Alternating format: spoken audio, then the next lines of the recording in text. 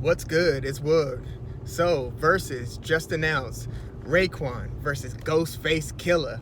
This is their first Verzuz since the Triller acquisition of Verzuz. But man, this is you've got to get excited about this. You know, I'm looking at this Raekwon versus Ghostface matchup, and the first thing that just jumps out is there's no way that this one is like a competition. You know, if you've got like in the case of Snoop Dogg, DMX, you had Snoop with his discography, his catalog, then you had DMX with his. In this case, you can't separate the two, because if you look at Raekwon's his all-time rap classic debut album, Only Built for Cuban Links. This shirt commemorates the sequel to that more than a decade later, Only Built for Cuban Links 2. But if you look at Raekwon's debut album and you look at Ghostface debut album a year later, Iron Man, I feel like these can hardly be classified as true solo albums, because in the case of Raekwon, Ghostface is featured on almost every song of that Wu Tang classic debut solo album for Raekwon, and Raekwon features on almost every song on Ghostface Iron Man album. Seriously, there are only a few songs on each of those debuts that doesn't feature the other guys. So Raekwon, for instance, can play a song off of that album. Take Knuckleheads, track 2, or Criminology, track 4. Well, you know, how can you forget when Ghostface comes in Knuckleheads, which is the first actual song on Only Built for Cuban Links, when he comes in, who's a knucklehead, wanting respect? That's Ghostface coming in on that Raekwon album, right? Track 2. And then if you take Criminology, track 4, one of the singles, had a music video, Ghostface kicks that song off with the opening verse. And he lights that thing up too. A beautiful verse. So Raekwon can just as easily say, okay, I'm gonna play a song from Ghostface album where Ray kills it, say Daytona 500 or something. And then Ghostface could say, okay, I see you. And then, play Ice Cream or Glaciers of Ice, one of the songs from Only Built for Cuban Links where Ghost kills it. So there's gonna be that all night. But let's take a quick look at their, solo legacies. In the order that the Wu Tang solo albums were released, after 36 Chambers, after the classic, right? So it's after they got their major deal, because you could say, okay, the Genius, the GZA, had Words from the Genius back in like the beginning of the 90s, right? So all those early, the early releases aside, they really broke with the Wu Tang Clan debut album, Enter the 36 Chambers, right? That's what really, really just kicked this whole thing off. So the order of the solo releases that followed that album were Method Man with the Cow, then Old Dirty Bastard, Return to the 36 Chambers, the dirty version, and then a few months later, Raekwon. Now we're getting into mid 95, summer of 95, because Old DB dropped his debut early 95. Summer of 95, you get Raekwon with Only Built for Cuban Links. That's the third solo Wu release after Enter the 36 Chambers Wu-Tang debut. And then a few months after Raekwon's solo album, you get the GZA's Liquid Swords, another Wu-Tang solo classic. And then the next year, 96, is when you get the first Ghostface Killah album, Iron Man. So Raekwon had the third Wu solo, Ghostface had the fifth. Now Raekwon's is held up there in any, greatest rap albums of all time list. It's usually in the top 10. Sometimes you'll find it in the top 5. And many have that Only Built for Cuban Links album as the greatest solo Wu-Tang release of all time. Some people might say Liquid Swords. Some people might even say Ghostface's second album, Supreme Clientele. But usually it's between, Only Built for Cuban Links and Liquid Swords. Again, that Only Built for Cuban Links is almost like a duo album, because Raekwon and Ghostface Killah are both rapping on almost all the songs. Like you can't have one without the other in their early solo careers. It's like, even the opening quote from Only Built from Cuban Links in the Striving for Perfection intro track, striving for perfection. You could hear Ghostface say, "Word is bond, God, I'm the eyes that's in back of you, kid." And then Ray's like, "Let's do it then," because they're talking about, they're having a conversation in this intro about how they're gonna come up, how they're tired of, doing dirt in the streets. They need to make this rap thing work, or if this rap thing doesn't work, it's right back to the streets. So they're having this, we got to get our life together and make this money type of conversation, right? Iconic intro, album intro.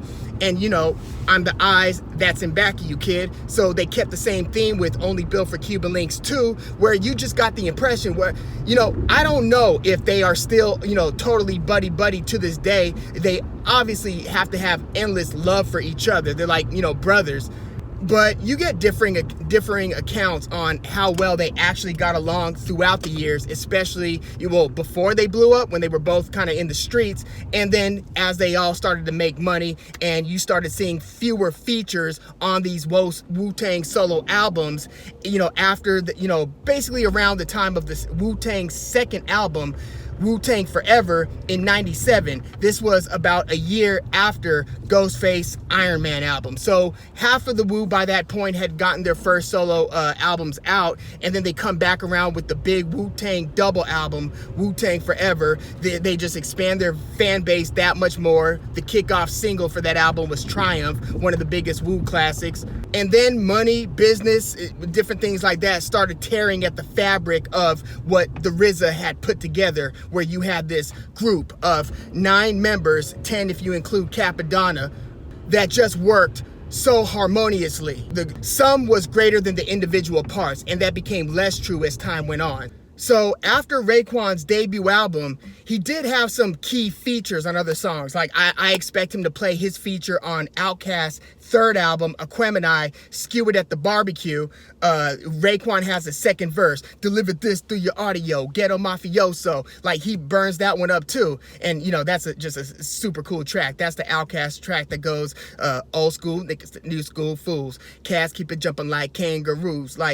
So Raekwon, has some of these features, but from a solo album standpoint, he was never hotter than he was when he dropped Only Built for Cuban Links, the debut.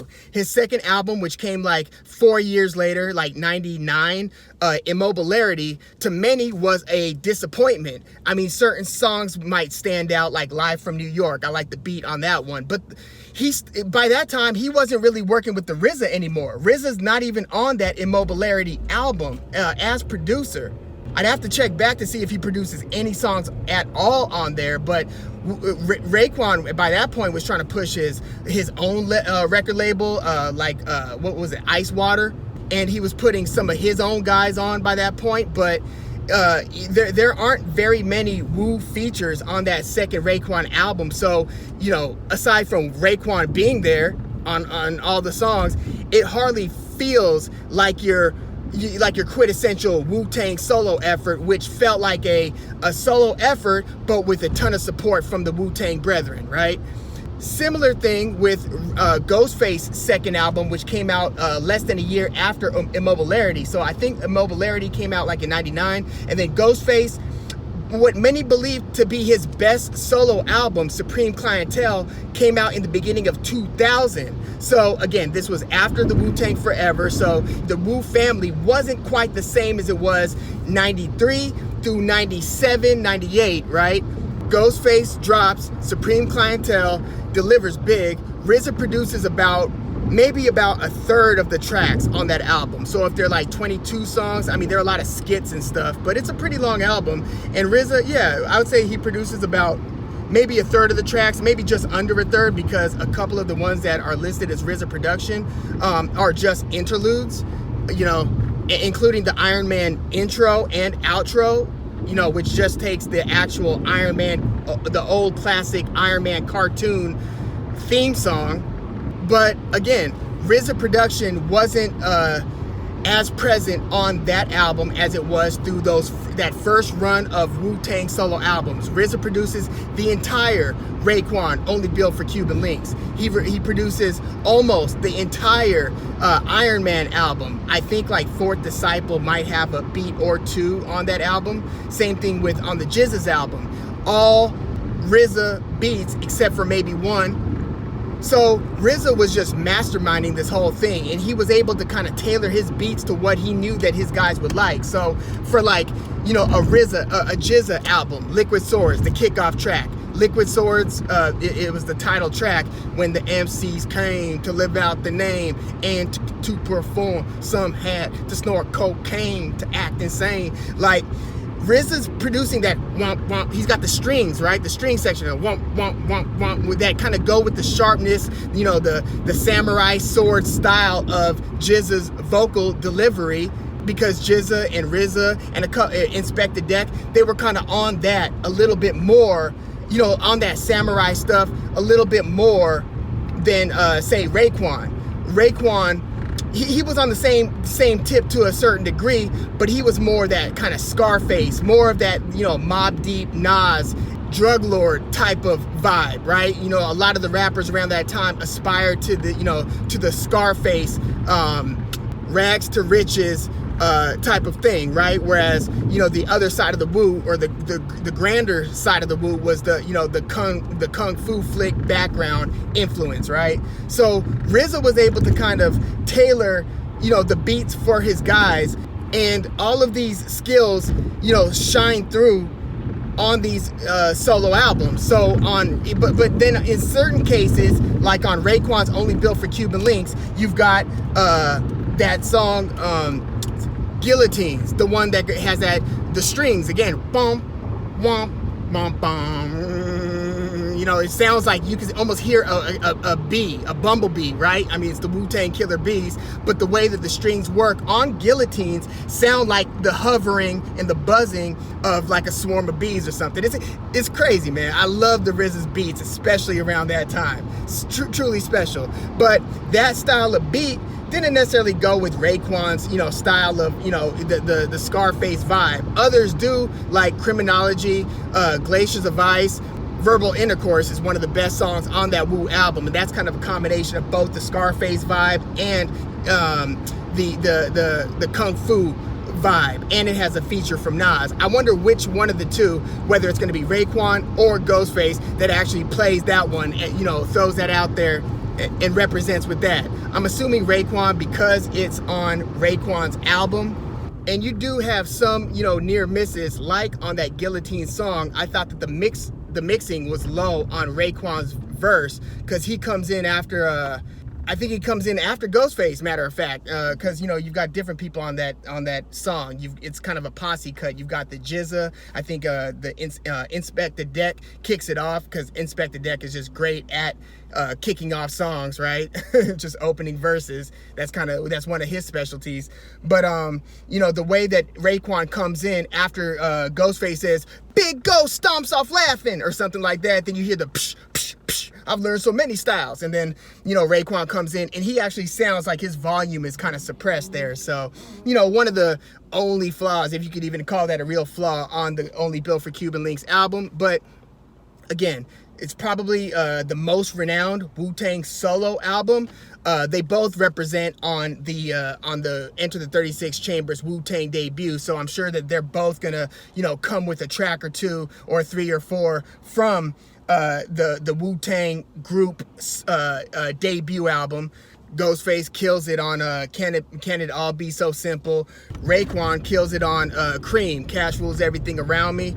They both deliver on Protect Your Neck. Everybody does on Protect Your Neck, except for Capadonna. But man, I can't wait for this Versus. I'm gonna probably drop another 1 or 2 videos about this one, because there's a lot of Wu talk to discuss when it comes to, you know, not only their heydays, but kind of how their careers shifted after their debut solo albums. Because Ghostface is the most prolific, and he has had the best catalog of solo releases out of anybody in the Wu, including Method Man, right? So Ghostface had Supreme Clientele. Even in his debut Iron Man, that was one of the best, you know, solo Wu efforts, in my opinion. And then what was the third one? Bulletproof Wallets, quality album. The Pretty Tony album, I didn't like it as much as the first 3, but some people, the Pretty Tony album is some people's favorite. The Big Doe Rehab was another good one. Fish Scale was one of Ghostface's probably top 3 renowned solo albums, along with Supreme Clientele and maybe Iron Man.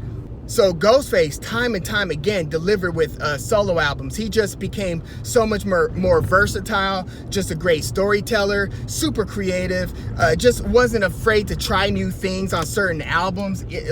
He really just kind of exceeded expectations with his second and third and album, to where he's on a by the time he's on his sixth or seventh, people are having conversations, is he the best member out of the Wu? And yeah, solo album catalog wise, Ghostface is that guy. Raekwon again followed his classic debut album, Only Built for Cuban Links, with Immobilarity.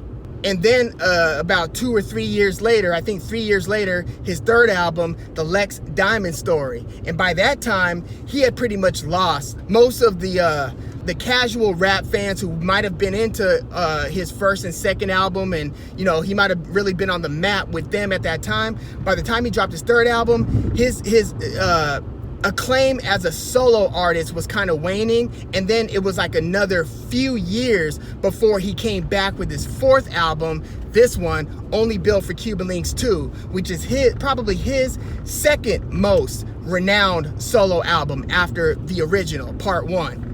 This was a true return to form. Not that they recaptured everything that they captured on the first Only Built for Cuban Links, but like he brought Papa Wu back, who had some great moments at the end of the original Only Built for Cuban Links. The late Papa Wu, who just passed away like a couple years ago, rest in peace. But Papa Wu came back for Only Built for Cuban Links 2, and he was pretty much just like the 5%er, the knowledge kicker, the person who was just providing wisdom at the end of the album, like talking to the Wu members like they're the young lads, and he's like the elder statesman.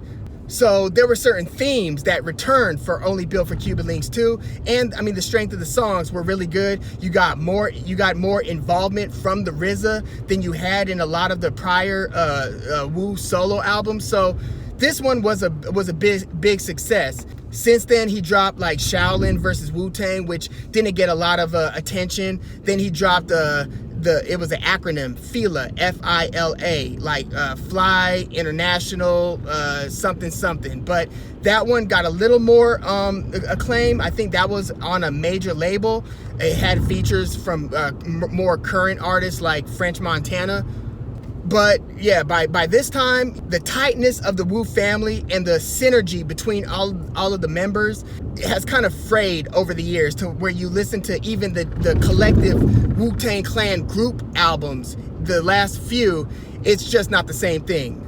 After the second Wu album in '97, Wu Tang Forever, the double album, the huge commercial smash, the third album, which was 2 or 3 years later, called The W, wasn't as hot. Iron Flag, a couple years later, wasn't as hot as those first two.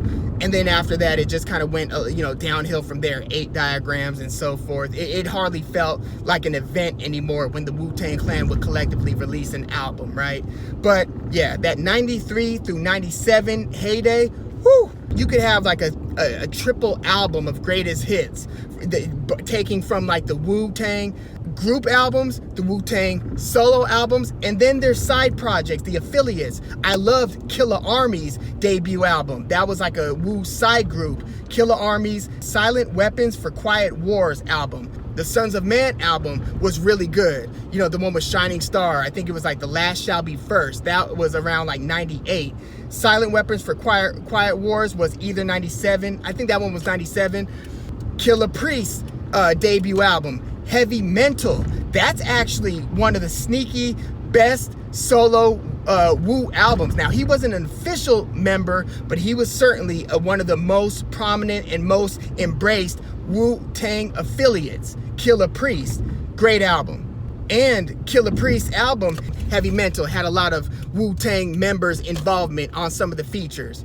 But yeah, album for album, there isn't much of a comparison between Ghostface and Raekwon. But legacy-wise, it's actually a lot closer because of how influential Raekwon's style was at the time. How that album kind of influenced a lot of the coke rap in hip hop. This was, up until what was termed as the Jiggy era, when the style of beats started to become a little bit more glossy, a little bit more flashy. This was just before that.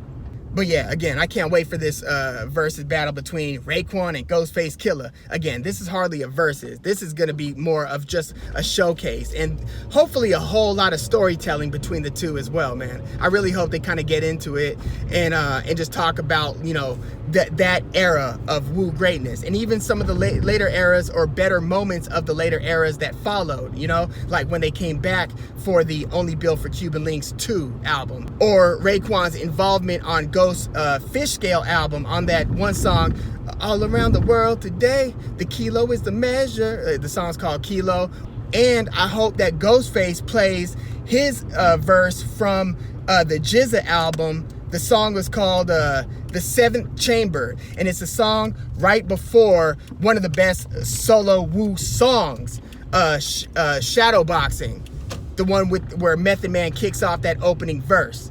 Classic verse. But yeah, the song right before that was, I believe, The Seventh Chamber, and it was featuring Ghostface Killah and Killah Priest. Really dope song. I hope Ghostface plays that one. But yeah, let me know your thoughts on this upcoming versus. I can't wait. Please subscribe to the channel, like the video if you like music and the Wu-Tang like I do. I'm Woog. Thanks for tuning in.